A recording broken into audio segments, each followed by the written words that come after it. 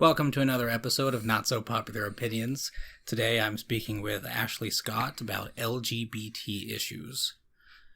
Before we start, I'd like both of us to state our sexual orientation and gender identity.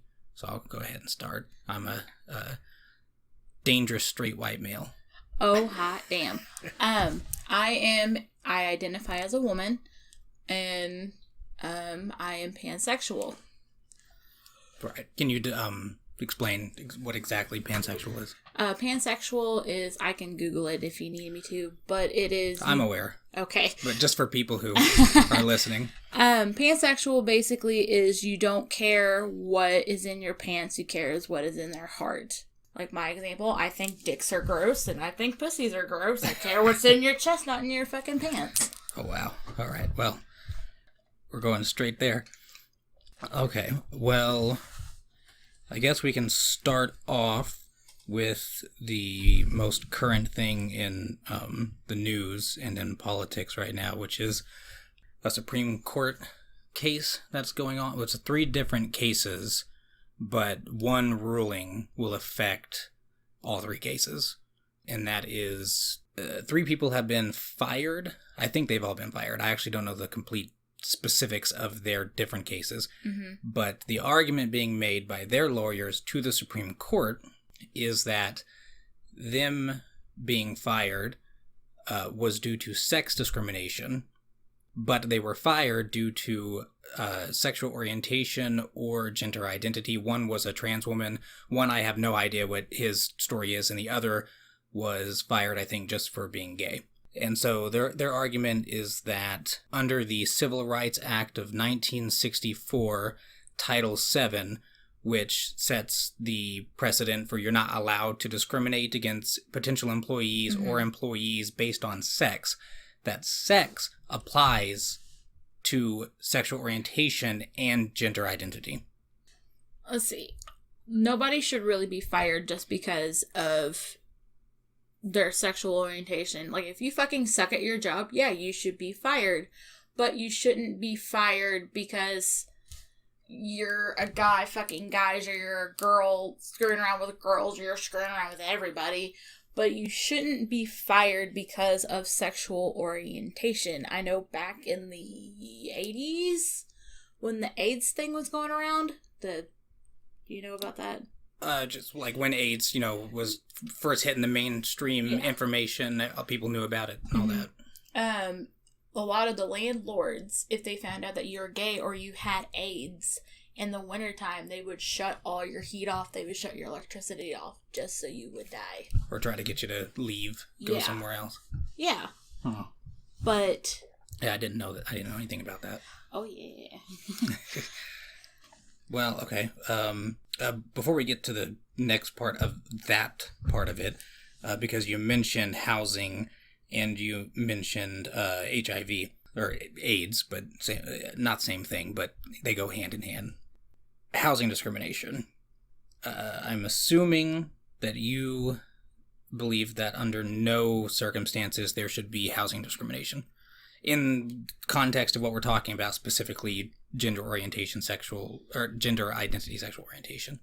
No, because you need a place to live just like yourself does, or myself does. It shouldn't matter. You're just living. It doesn't matter what you're doing in your house. I mean, I guess unless you're smoking meth or doing inappropriate things with children, but... Right. But what would you...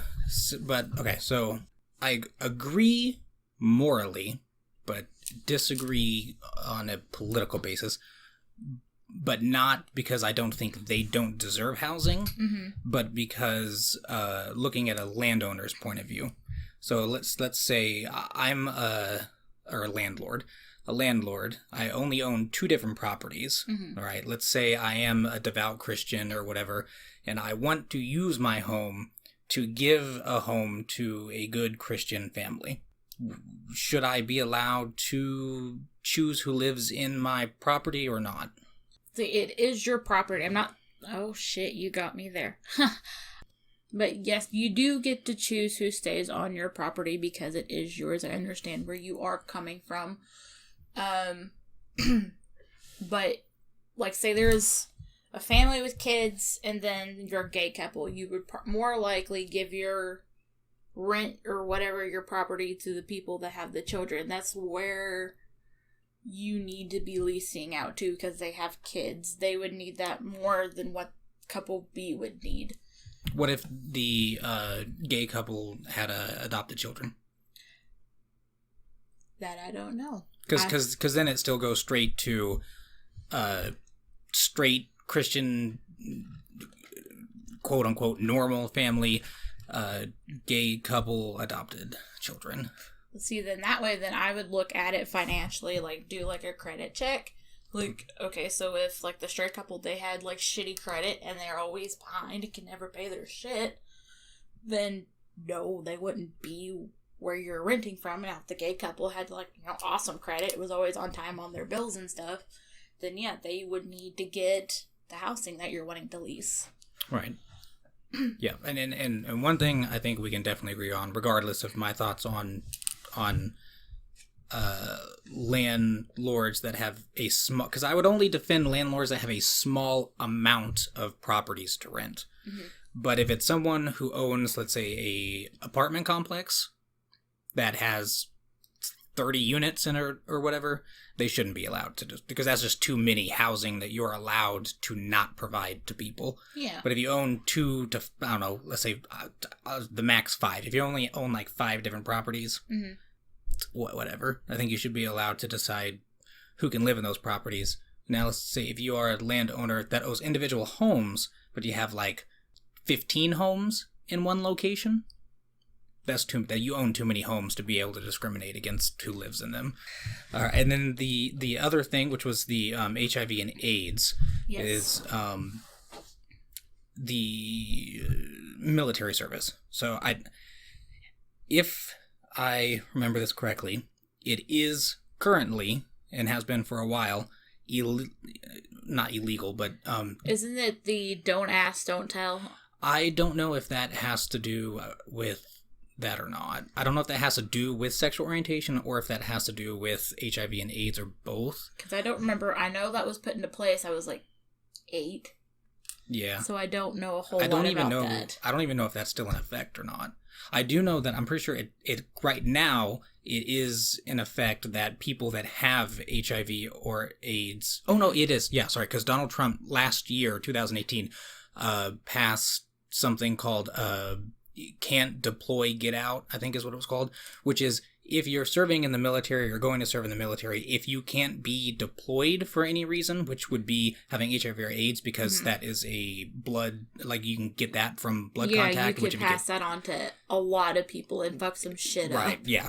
There's multiple wounded or whatever. And medics, in-field medics aren't going to have time to take the precautions to be able to do that. Like, I cut hair, and you know this. Mm. Like, we have to take special precautions because we don't know, like, what you have. It's not, like, if we ask you, hey, just nonchalant, hey, do you have something I need to know about? It's not because we're like, oh, we're trying to out you because you're gay. It's, no, we need to know if you have HIV, if you have AIDS, if you have something in case, because we cut ourselves all day long. If you look at our knuckles, there's, like, little V's. Right. From where we cut ourselves. It's, like I said, it's not to out anybody. It's to provide safety against, or for our people and for our families, like,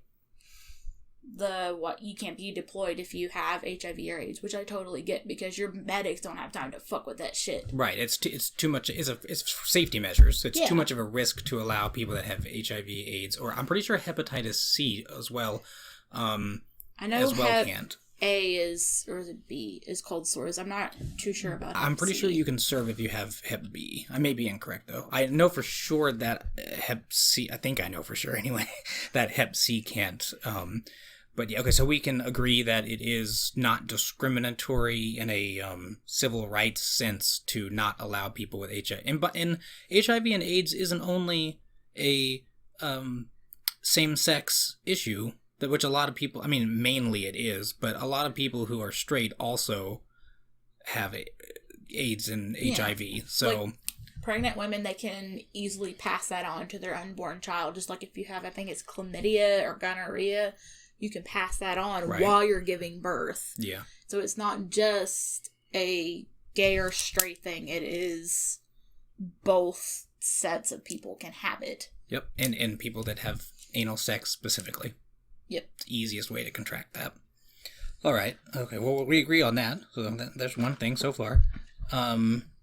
So going back now to the whole Supreme Court case about sex being the same thing legal-wise as sexual orientation and gender identity, do you think that is the case, should be the case, or not? For what? For whether or not the Supreme Court should rule that sexual orientation discrimination and gender identity discrimination are the exact same thing as sex discrimination.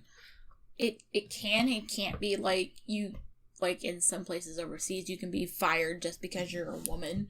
Right. Or over this way, some people, like Chick-fil-A specific, if they find out that you're gay, they fire you. They will find a way to fire you. They'll make up, oh, you were late twice, you're gone. But you also have to look at your... But they make some damn good chicken. Sorry. I personally don't like it. My IBS is like, oh, hell no. But you also have to take a look at your company's procedures. Like I said, if you suck at your job, you fucking suck at your job and you need to be gone. Right.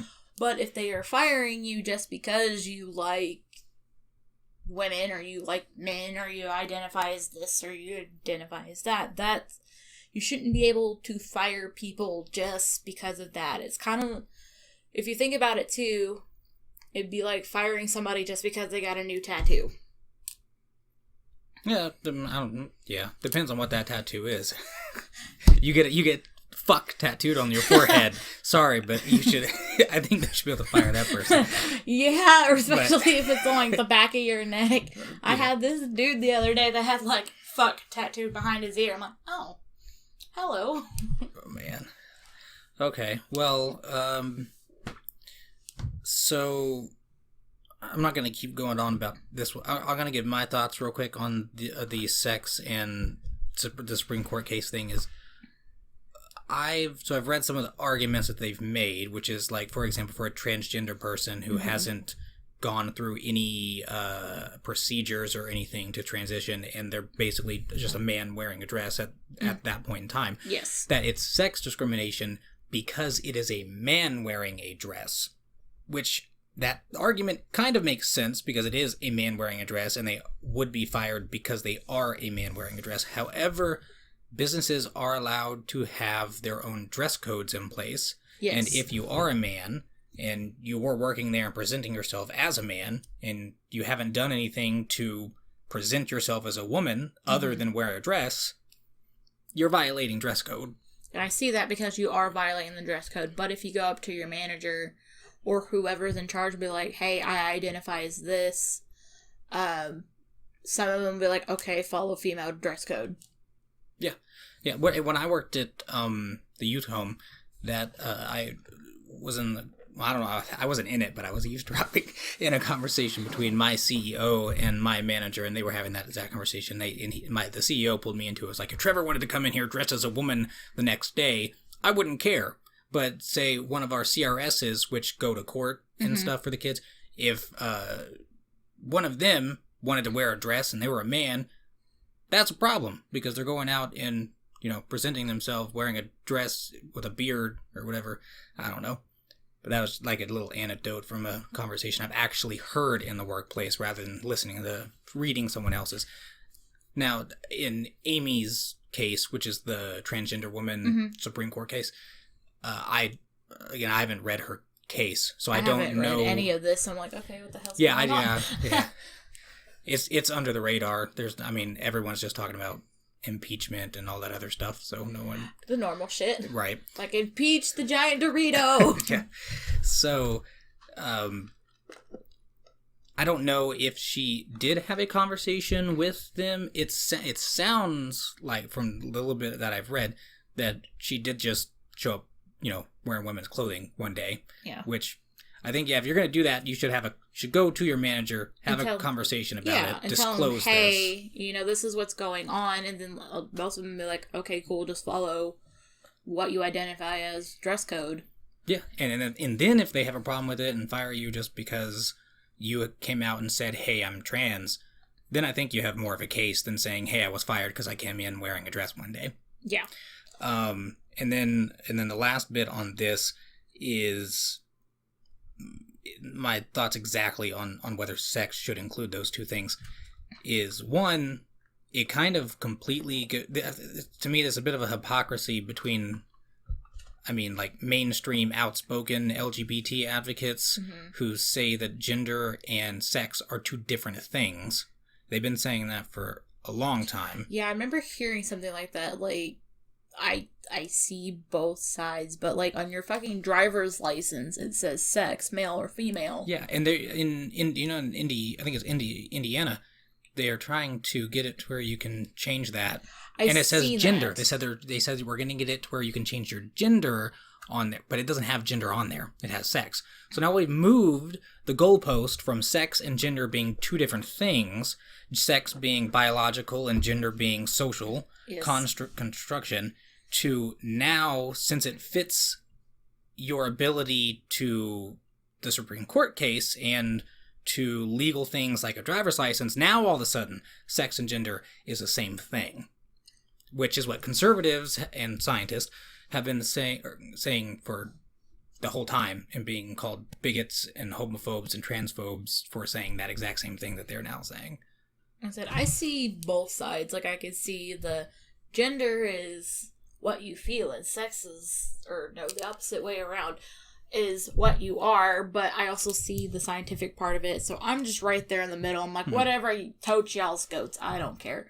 But on the driver's license things, you can now, I think in the state of Indiana, put your gender down as X. What?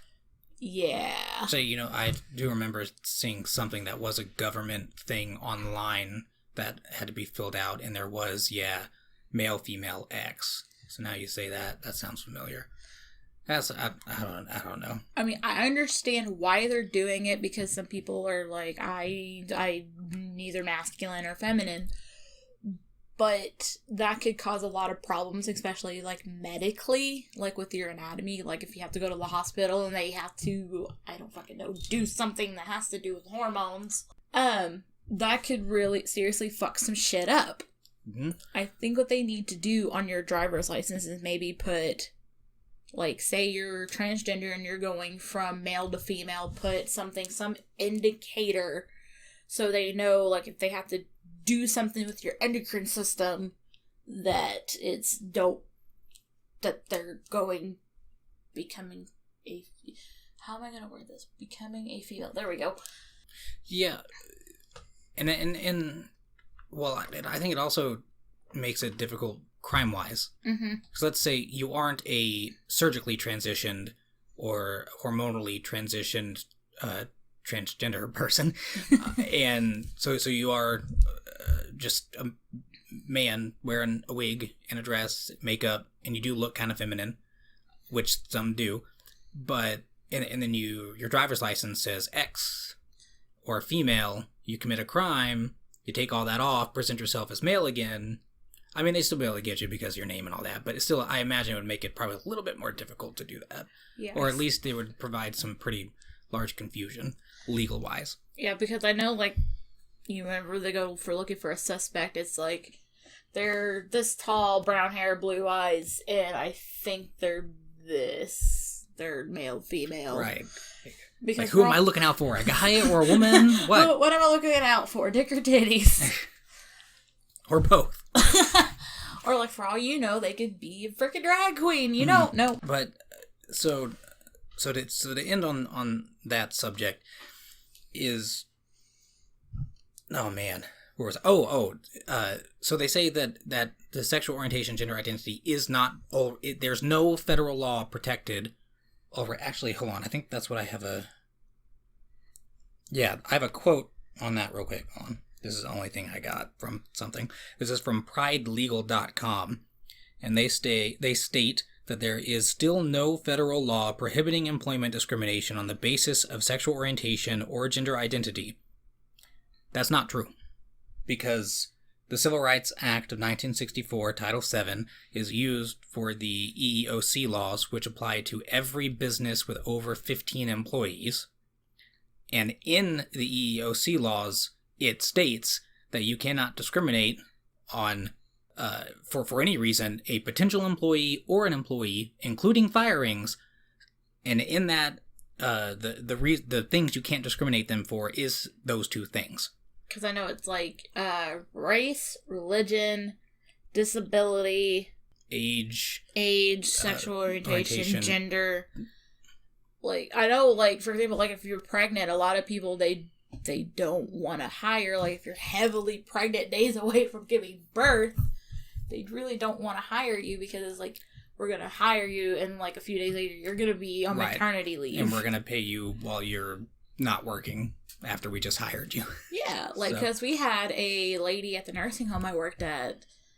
She came in for an interview, and she went into labor in the interview. It's like, well, I don't think we're hiring her. Jeez. Yeah, that's probably a... But, and then there's the thing, is that even with the EEOC already in place, and some companies that have affirmative action programs still discriminate in hiring practices, they just make it unclear that they're doing it for discriminatory reasons. Mm-hmm. And so the last thing about workplace discrimination is, do you think that workplaces should be allowed in any capacity to discriminate during hiring processes? I think people should be protected from being fired for discriminatory reasons, but not hired.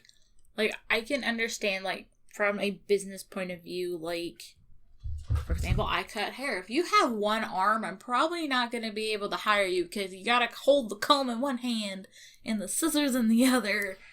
You're gonna be messing up people's hair. But like I said, I can understand where you're coming as a standpoint from, like, the business side. Well, for me, it's not I mean, I guess sometimes it would be, but it's mostly the right of association. So if I own a bit, it's going to be like the same thing as the housing. If you're Walmart or Amazon or any of these, like, big companies, yeah, you shouldn't be allowed to discriminate in any capacity during your hiring, unless it's going to be a bad business decision, like hiring a woman that went into labor during that'd probably not be a good business decision to hire that woman since she won't be able to work for a while. But if you are a small business owner with mom and pop shops, or just a place that has like 3 different locations, but you only have like 20 employees. Yeah. I think you should be allowed to exercise your right of association in those cases. Yeah, I do see that. Like, you don't want to hire somebody that you know is not. You don't want to not hire somebody just because they're a woman or they're Hispanic or something. You kind of need to give them a fair chance on that, but you need to take a look at I agree with that. I think, okay, so if a white guy wants to open a place and only hire white people, whatever. If a black guy wants to open a place and only hire black people, whatever. If some gay person wants to open a gay thing, let's talk about, like, I don't know, like a gay bar or a gay club, because those are the only places that I know that are, like, exclusively considered to be, you know, gay hangouts. Would be you only want to hire gay people or LGBT people. If you only want to hire LGBT people, whatever, you can do that. That's fine. I can see that because you don't want to make your people uncomfortable, so to speak. Yeah, and the fears of, if we allow people to do that, then discrimination is going to run rampant and no people of certain things are going to have jobs anymore. That's not true. Because people will boycott. Like, if a place in a certain, for example, in California, if somebody opens a business in California and discriminates against hiring minorities, they're not going to be open for very long. Yeah. So I think we should just leave that, as long as it's a small business, leave it open to social scrutiny. Yeah, I can understand that. Like, you don't want to be, like, shot down or something because you hired the one gay person in town. Yeah. Enough with workplace. So we've tackled workplace discrimination, housing discrimination, the Supreme Court case. Let's go into Well, actually, let's tie what we just now talked about into the religious freedom aspect of LGBT issues, which is, should businesses be compelled to provide services? Like the infamous wedding cake. Oh, okay, where the lady refused to make a wedding cake for a gay couple. Yeah, I don't know if it was a lady, but yeah, it was a small business. I don't know if it was in Indiana. No, it wasn't. Kentucky, because it was around the time that the... Are you sure? I think it might have been in Georgia. Maybe? I thought it was... It happened in America. It was in America in a hick state. I know it was around the time that the lady from Kentucky not a senator, but like one of the government... Oh, Kentucky. You're talking about Kim Clark from Kentucky. Yes, her. Yeah, that shouldn't have happened. Because No. that's government. That's government. Government shouldn't be protected to be able to discriminate against people for any reason. But the wedding cake, so you do know what I'm talking about with the wedding cake? Vaguely. I've heard about it a few times. Just a gay couple wanted to buy a wedding cake from this small business, and they were like, yeah, I'm sorry, but that conflicts with my religious views. I don't want to provide a wedding cake. They're like, I'll sell you a cake, just not for a wedding. Yeah, I understand. I can see where they're coming from, but that'd be like... I've heard this many a times. Like, that'd be like, I'm allergic to peanuts and you're eating peanuts. You're offending me. I mean... that don't make sense. Yeah, that's kind of a stretch. Yeah, but just because it goes against your religion, it's not like you yourself are doing something that is against your religion. You are providing a service. But you are. Are you? Yeah. I mean, so look, so you can be Christian and support gay people or not, and in this case, they didn't hate gay people. They just don't think that they think that marriage is inherently a man and woman, and has to do, with God. Mm-hmm. So in their views, and the way they run their business, which I'm assuming is through their religious views, which is, I mean, how anyone runs their business, they put their views into it, and most of the time, and so they would be providing services to in their view, sacrilegious ceremony. Okay. So should they be forced at gunpoint, because that's what laws are, at gunpoint, against their will, to provide services to, in this example, ceremonies that completely go against their own beliefs? See, they shouldn't be, because it's like a small business, like the back to the Walmart thing. Like, you go to Walmart and you're gay, you can get a wedding cake, okay, whatever. But I do see what you're saying, where like a small mom and pop shop, they are doing something that is going against their religious views. I do understand this. It's just discretionary about who's doing what. Yeah. But we do have free speech. It is their right to refuse service to anybody. Like, we have the right to refuse service for anybody whenever it comes to their hair, because certain reasons. Right. Well, and there was this case in Canada not too long ago where this transgender male to female, but in this case it was just a dude wearing a wig and dressed quite literally, and he was trying, and I say he because if you know who I'm talking about, this person doesn't deserve to be called the opposite. We can get into that later, why I say that, but all right, and he was trying to force these women to wax his balls. And they refused. I think I don't want to give the number, but I'll guess. I think it was at least 5. I think My 3 to 5. first question is, why do you want your balls waxed? That hurts to get your eyebrows waxed. Why would you want that? I have no clue. But he went to them and they were like, we don't feel comfortable doing that, and so he sued them and got them shut down because they discriminated against him as a transgender person, because they wouldn't provide him with services that they provide to other women, even though he was literally just a man wearing a dress and a wig. See, that's different. This person also is a sexual predator to children, but I won't get into that. That's the reason why I'm saying this person does not deserve to be called. But no, like, whenever I was in cosmetology school, we would wax the bikini line. We would do Brazilian. That's where everything must go. But we would not do that to the male anatomy because we're not comfortable. Like, right. And even if this is a question, I'm not, were you taught that in any circumstance, if you felt uncomfortable giving a service, that you had the right to deny it? Yes. Even if it was a woman?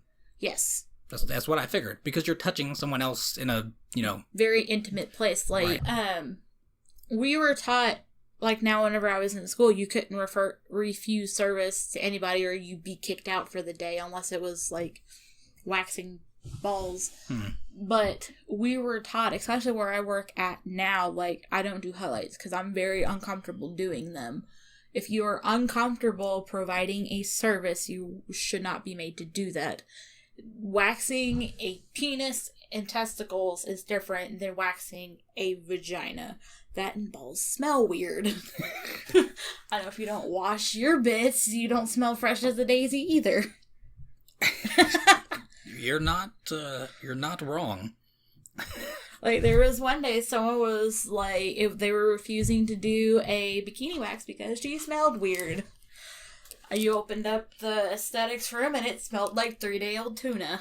Oh my god. Yeah, yes, okay, so we agree. We can agree on at least that part that they should be able to refuse services for things like that.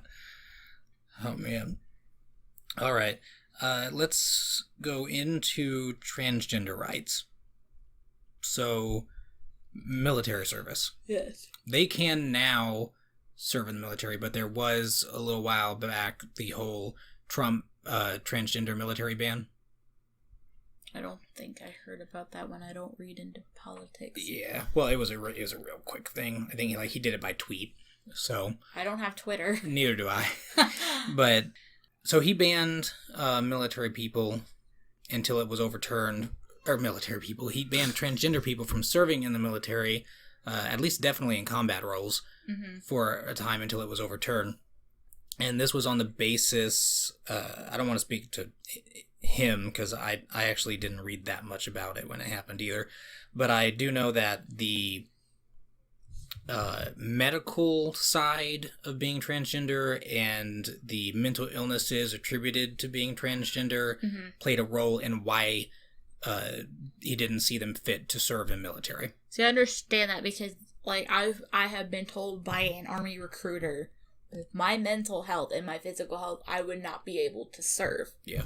Like, they have to take in consideration, like, yes, we're going to have people coming back with PTSD and anxiety and depression issues, but why would you want to send somebody with those issues already? Right, and especially at a time that we have very high suicide rates in the military. Yes. And so on those the transgender people having the mental health conditions, you want to read real quick that LGBT people in general are at a higher risk of drug use and developing a use disorder. They're twice as likely to experience mental health conditions. They're at higher risk for suicidal thoughts and attempts, which I just said would definitely not be a good combination with the suicidal thoughts and attempts that are happening with being in the military and the PTSD. And then also almost 50% of transgender adults report considering suicide in 2015. There's no record that I know of for any year after 2015 for that, but I imagine it's probably around the same area, if not possibly higher. Because I know a lot of the medications and stuff you have to be on, they mess with you mentally because you're going from male to female. You're so used. I kind of experienced this because I've got the polycystic ovarian, so my testosterone is higher than my estrogen.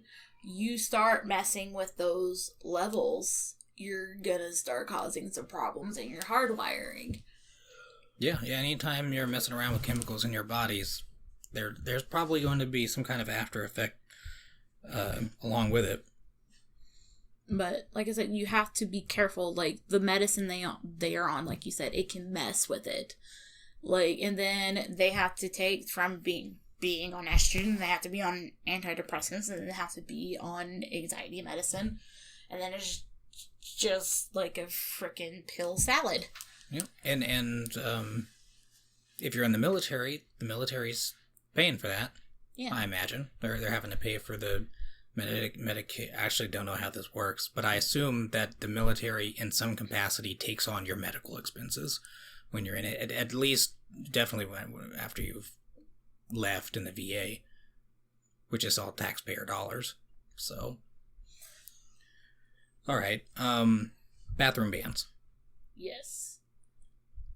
Okay, so personally, I see it as just if it's a one-person bathroom, just whatever, just go pee. Yeah. But I see why some people are worried. They think that, like, someone that identifies as female and they're male, biologically, they're worried, oh, they're going to assault me or my children. But 90% of the time, there is that slim 10%. If they are, transgender and they're going to where they identify, they're just going in there to pee. They ain't going in there to do drugs okay, some people do drugs in the bathroom, but they're not. Especially where we're from. Right. Here are my thoughts on the bathroom ban is that, so before, first of all, the bathroom stuff wasn't even brought up by transgender people. It was brought up to the public, the public attention by non-transgender. I mean, I'm sure there were some, but the majority of them were just LGBT activists that weren't trans, because they were championing trans issues. The majority of trans people didn't bring this up. They're just like, I'm going to the bathroom to pee. Yeah, because they were already going to the bathroom to pee, and nobody knew, and that wasn't an issue. Because it really shouldn't have to be an issue, because like I said, you're going in there to go to the bathroom. So I understand how it's an issue if people know about it. Yeah. If people are aware that, hey, we're allowing the opposite sex into your bathroom, it's going to cause a panic. Right, you know about it. Yeah. If we didn't know, like we did before, and that someone that looked straight up like a woman walked into the woman's bathroom, and someone that looked straight up like a man walked into the man's bathroom, but they had the opposite genitalia, you didn't know. No. So it was no harm, no foul. So I think it would have been better if they would have just kept their mouth shut. Yes, yeah. If the LGBT activists didn't, they should never have brought that up, because that wasn't really an issue at all until now. And the only reason it's an issue now is because they're wanting to apply that to people that aren't completely presenting as the opposite sex. So now you'll have, I mean, I don't want to say you will, but there's a possibility that you will have people that identify as transgender but aren't presenting as the opposite sex going into the wrong bathroom. Yeah. Which will now be considered the right bathroom. And then, like we talked about, there are some people who say they identify as trans, like the Canadian dude, who are child predators. Yeah, that they're taking can now advantage. Legally. Yeah, they can now legally go into the bathroom of the gender that they are saying that they are. Yeah, and this Canadian dude, okay. And this is why I don't understand what people say that they wouldn't do it in the bathroom. This dude is doing it in plain open sight. He put together and organized a party for girls the age, I want to say 12 to 16, but it might have been younger. Topless swimming pool party. Yeah, no. That he would attend. Then he lied about saying he would attend it, but there's documentation that said he was going to attend it, and he lied about even having to do with the organization of it, but there's also documentation about that. It had his name on the event, so that was kind of a really stupid thing to lie about. Like, your kids shouldn't be topless unless they're like 3 and under. Yeah, I mean, that's it. So if people like that, who are using the LGBT platform to promote pedophilia, which is a whole other discussion, are doing it straight out in the open. Yeah. Why would they not also take advantage in the hidden? Yeah. To me, that's kind of like common sense logic that they would do that. The last thing on the bathrooms, because you're talking about that, you mentioned that trans bathroom, is that some people are arguing for, specifically in schools, for either trans or unisex bathrooms. See, I was reading, it's one of my Facebook friends, they're a drag king around here. They went to it doesn't matter which bathroom they go into, they don't feel comfortable, so they went into the family bathroom. Mm-hmm. And this guy was yelling at him, was like, do you have kids? No. Well, you're not disabled. Why are you in the family bathroom? To pee? Yeah, I know people that go in the family bathrooms quite a bit. Yeah, it doesn't matter. Without kids. Yeah, I was like, you're going in there to go to the bathroom. You're not going in there to, I don't know, watch porn and masturbate and do drugs. I don't know. There may be some people who do that. That sounds like my husband.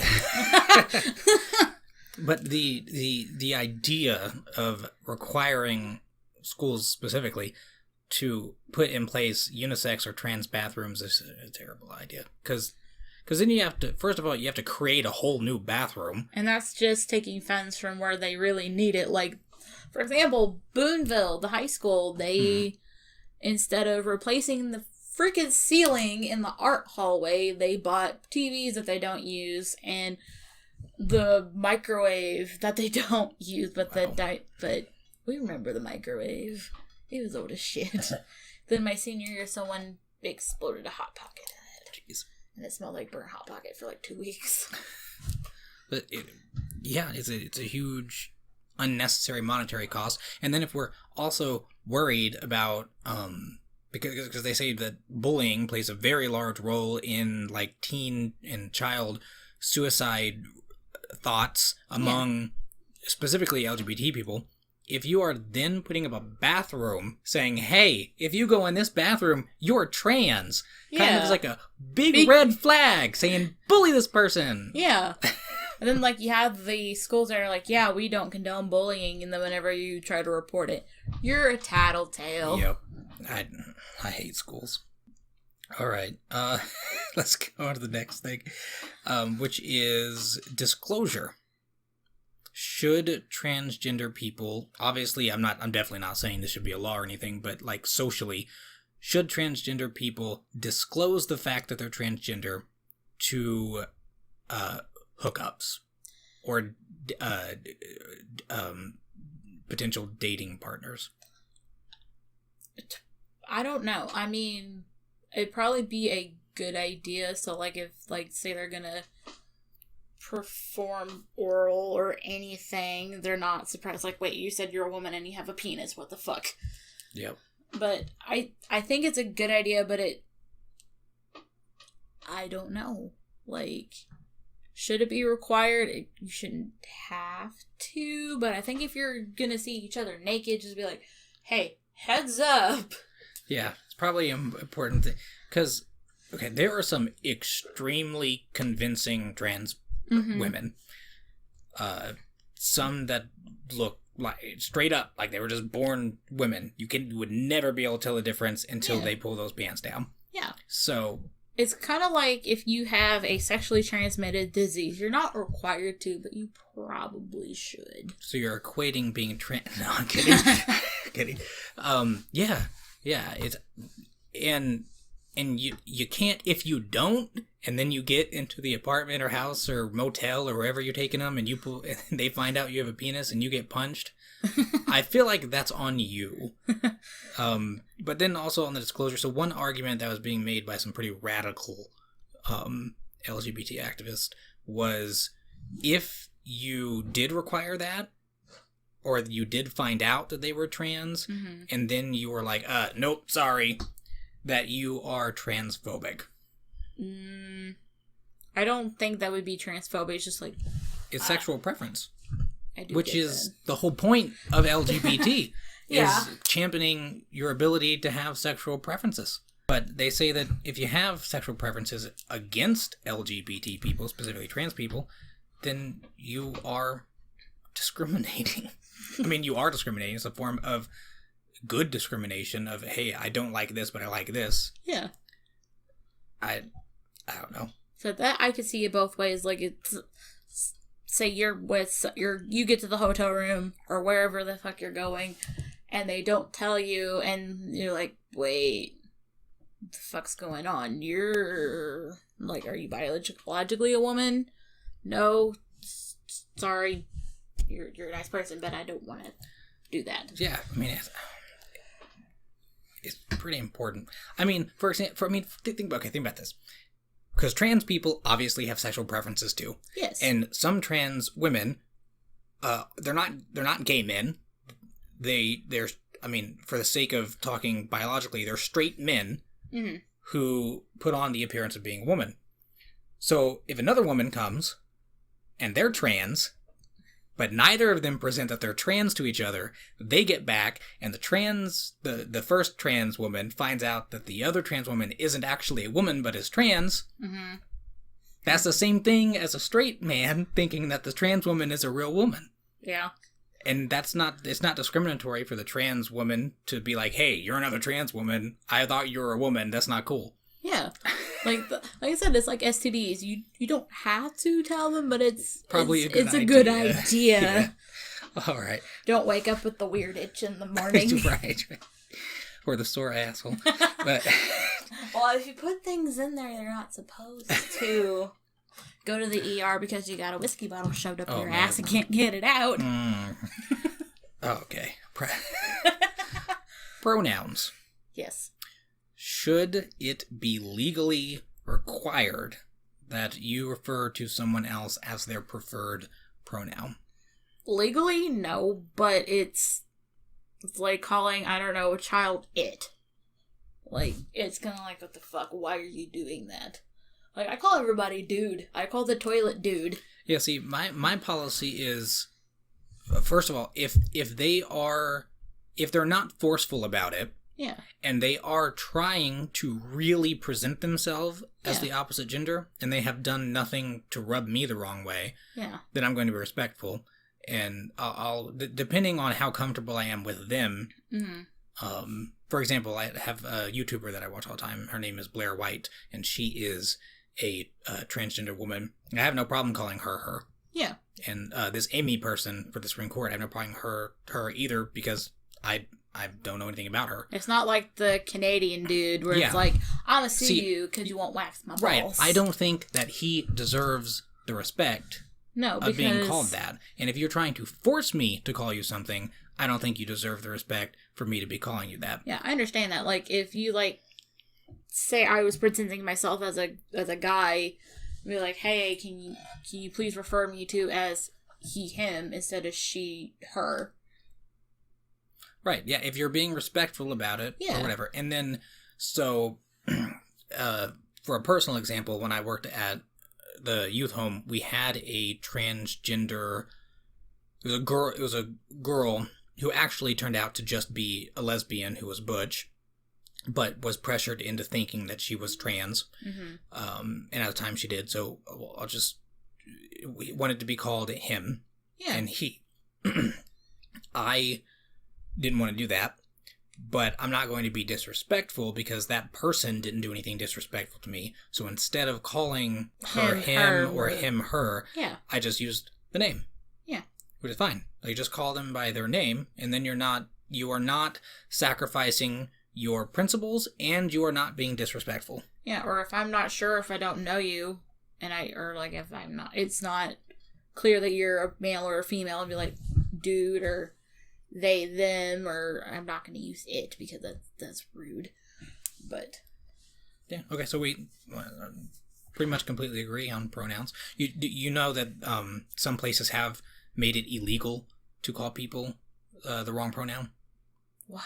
Yep. In Canada, it's an offense, but in the U.S., specifically in New York City, you can be a business anyway. I don't think individuals are affected by it right now. Mm-hmm. But if you are an employee at a business and you refer to someone as the opposite pronoun, then the business can be sued $250,000. What the hell?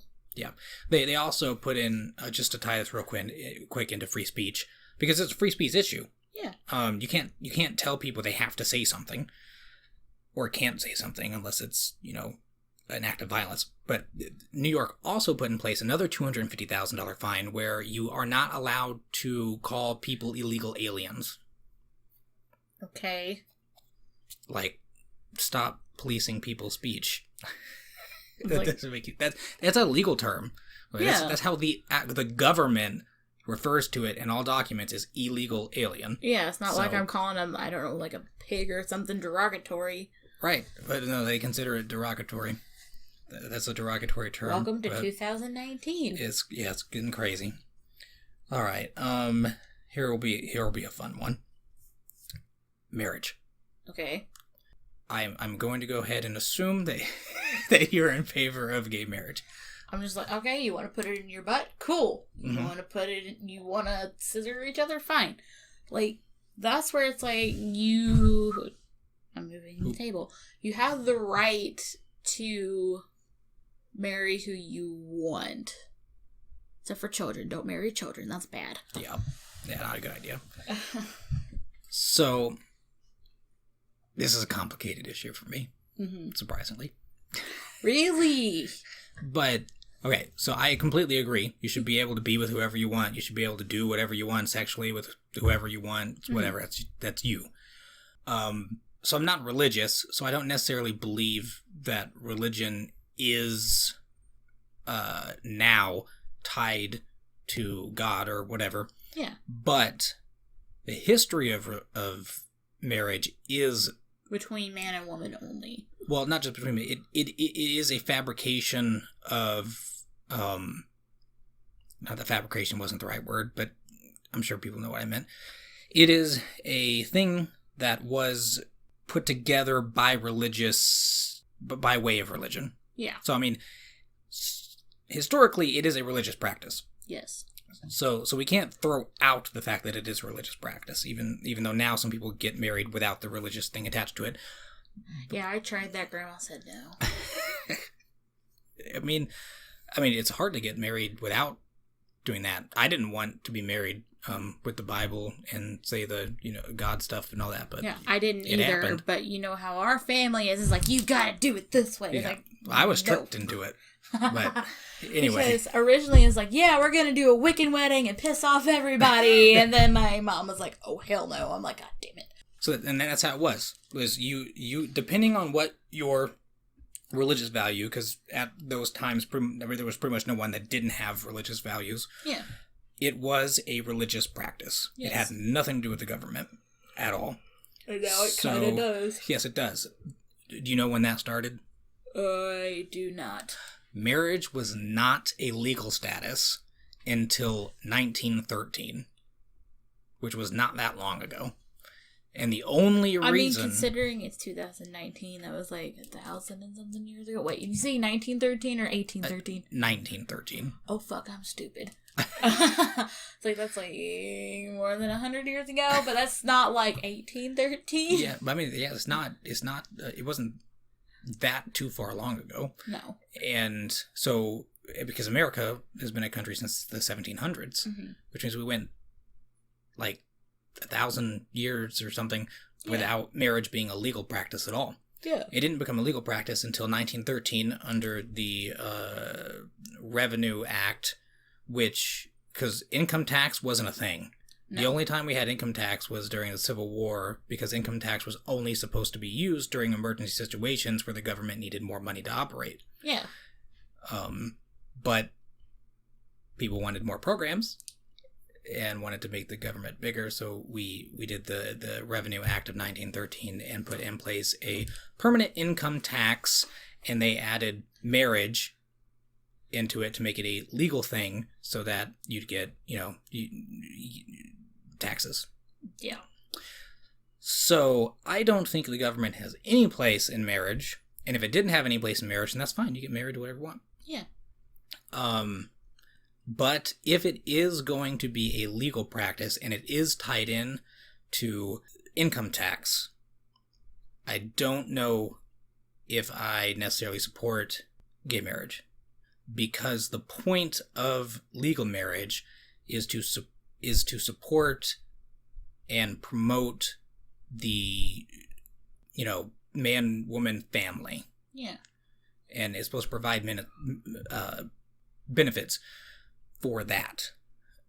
So that's where I see that. I mean, before we had legal gay marriage, we still had civil unions, which provided literally everything that legal marriage did except for the tax benefits and stuff. And then you couldn't claim your spouse on whatever, but they could have changed it to where you could claim your spouse on your insurance and everything as a dependent or whatever. And that would have been fine. They didn't have to make legal status where it ties into tax income because you're not having children. Sure, you can adopt. Some people do have children. Yeah. But not at the rate that mainstream marriage does. Yeah. I see where you are coming from, especially from, like, the religious part. Like, me and you were both not religious, but our family is. Mm-hmm. But how do I word this? Like, I'm not looking at it from the government perspective. I'm looking at it from the humanity, from the people point of view, not the government. Like, I do, like, you have the right to get married, but I understand where you were coming from the government side of it. Like the legal side of it. Yeah. All right. But we do both agree that you should be able to do whatever you want with anyone, and that marriage, just marriage in general, not talking about legal or not legal, but marriage in general, you should be able to be married to whoever you want to be married. Yeah. We just disagree on the legal aspect of it. Yes. Okay. Just don't marry kids. That's still bad. Yeah, just don't marry kids. That's bad. I don't even know if I disagree with polygamy. I mean, we don't have to get into that, but... That's a whole nother subject. Yeah, it's a whole nother subject. But I mean, if it wasn't a legal thing, like, again, that's like, if you want to get married to someone that has multiple wives or the opposite, whatever. Do whatever you want. Right. Just don't fuck animals and don't fuck kids. Yeah. And I don't know this. I have to look this up. But I'm wondering if polygamy is only illegal because you would then have a bunch of people getting tax benefits from marriage. That sounds like a government thing. That sounds correct. Because our government's kind of fucky. I'll have to look that up. All right. We just got a few more things here. So, adoption. Yes. I don't know why I wrote this down because I think that they should be allowed to adopt. So I knew we wouldn't have a disagreement on that. No, it's like, here you go. Oprah style. You have a child. What, you can't, you're a pedophile. No. But now, I guess we can talk about, I have a feeling this is probably going to go back to where we've gone through like 5 times. But should adoption agencies be allowed to discriminate on who can adopt their children? Because I think that was the main reason why their adoption was an issue, because the agencies were discriminating against gay couples from adopting because, yeah. I know in Russia you can be kicked off a building and, like, killed because you're gay. That's why if you adopt from Russia... Middle East. Yeah, definitely. That general... Ow, I hit myself in the head. That general area, you can't adopt from there if you're gay. I don't even know if they have these any. I assume they do, but like Christian, Catholic orphanages or whatever. They're not so common as they were, like, back in the day. A lot of them, like, I don't think we even have orphanages around here in southern Indiana. Yeah, we don't. Hillcrest used to be an orphanage, but then it that was converted. So, like, around here, it's just you have to go out of state, out of the country, or, like, if you're fostering, you decide if they're, like, out, you can get them out of the foster system if they're not reunited with their family. Oh, I'm too back from that thing. Reunited with their family, I think you can adopt them. I'm not sure how that works. I'll have to ask one of my cousins. But not every kid gets put up for adoption by their parents necessarily. Yeah. But parents that give their kids up to adoption to Christian organizations, such as a Catholic orphanage, if those are even still a thing, should the orphanage be able to discriminate in their adoption process to giving the child to a Catholic family, let's say? It really should not matter. I think what they need to do before adopting out any kid is, I think they do background checks anyway, making sure that they don't have any... Visiting the home, make sure they have the right living conditions and all that. Like, if they went to my house, they'd probably be like, oh, hell no, you got too many dogs. Yes, and here's where this is one that I actually don't have a solid opinion on. I don't know if I would support them not giving the kids up for adoption based on that or not. See, like, I think, like I said, I think they just need to do a background check, check to see, like, if they're a felon, why they were a felon. Mm-hmm. Like, if it's a violent crime, obviously, no. Yeah, no. Or, like, if they're a registered sex offender, obviously, no. Or make sure that they are going to financially be able to support this kid. I know there's a lady that her kids were taken away because she was on drugs, and she got clean.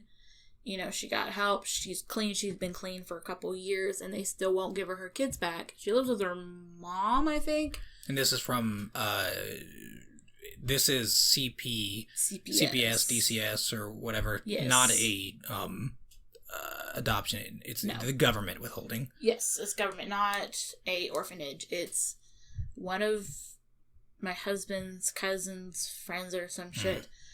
Oh yes, okay, I remember you telling me about that. Yes, they're living with their mom, and the state won't give her back her kids because they say that she can't afford it, but she's staying with her mom, so she can get her kids back. And they're like, no, you don't make enough, but I'm living with my mom, so I technically do. Yeah, and it's a stupid argument, because there's other kids that live, there are other kids that live in conditions where their parents don't make hardly any money, but the government hasn't taken the kids away just because they don't have enough money, according to the government. Yeah. Just because there hasn't been a case of abuse or neglect. Yeah, so like that case you were telling me, where the dad posted the picture. Yes, Marion County DCS. Yeah, yes. Took the kid away because he posted a picture of himself holding I actually don't even know if it was on his Facebook. It might have been the mother's Facebook, because somebody else took the picture of the father laying in the bed with his shirt off and his daughter on his chest sleeping. And she was like no older than 2. Right. Yeah. She was a infant, and they took her away from the father, and they, for that reason, actually I don't know if it was specifically for that reason, but that's why they withheld her from him after they did an investigation and found absolutely nothing wrong with the home, nothing wrong with the conditions, no neglect, no abuse. And then they used that picture in court to withhold the child for a certain amount of time. Eventually got him back, but that's messed up. And that's the fucked up part, because whenever your children are born, they immediately strip you down and put your naked baby on naked you. It's skin-to-skin contact. Right, yeah. It's a government just gotta get out of stuff. If you enjoyed this conversation I had with Ashley, please like and share. And I'm happy to tell you that this is only one half of our conversation. The other half, in which we discuss topics such as conversion therapy, the sexualization of children in LGBT advocacy groups, and whether or not sexuality is a choice, will be released next Friday as its own episode.